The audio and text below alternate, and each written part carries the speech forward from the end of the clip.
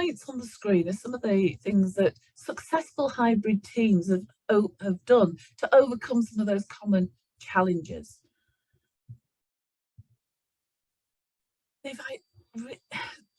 One of the things they've all got in common is that they have invested in building strong relationships with their colleagues and developing those higher level human skills. In the 1980s, 30% of lifetime relationships started in the workplace.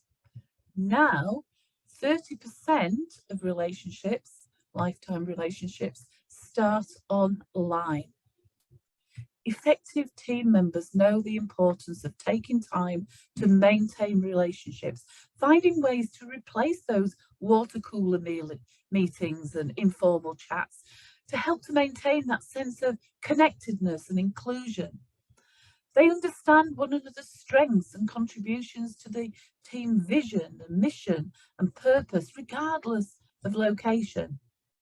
And they also agree on clear expectations on how things will be done, what they expect from one another, the lines of communication, how and when they will meet, when they should meet in person, and when it's more appropriate to meet online.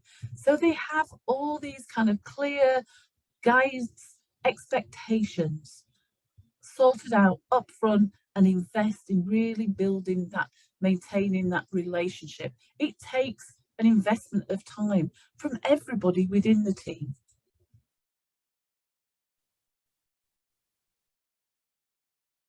Learning more about how our minds work, we're more aware of how the words we choose to use have a huge influence on our mindset and our actions. And leadership gurus Kevin, I can never pronounce his surname, Kevin Eikenberry and Wayne Turmel have studied what makes a successful hybrid team. And one key point they make is that successful hybrid workers have different mindsets. They don't think in terms of team members. Instead, they think of themselves as teammates. Now, this is a very subtle but seemingly important change in mindset that impacts the way that we actually think about each other, the relationships between one another and their workplace behaviours. According to their research, this is what they kind of have come up with.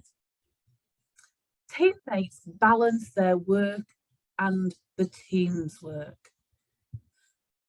They're proactive in reaching out to teammates regardless of location.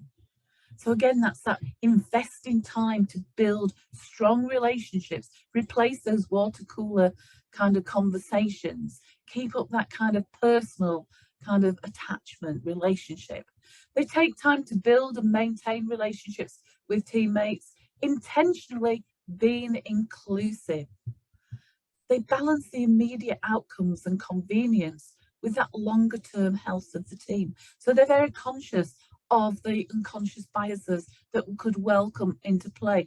And they try to manage that by taking that longer term view, by actually balancing the immediate with the longer term, the bigger kind of picture.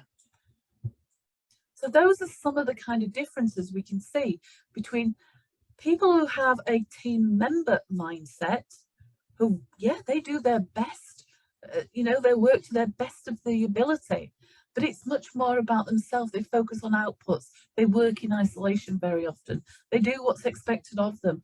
Whereas a teammate is far more proactive in their approach. They take effort, make effort, investing in those relationships.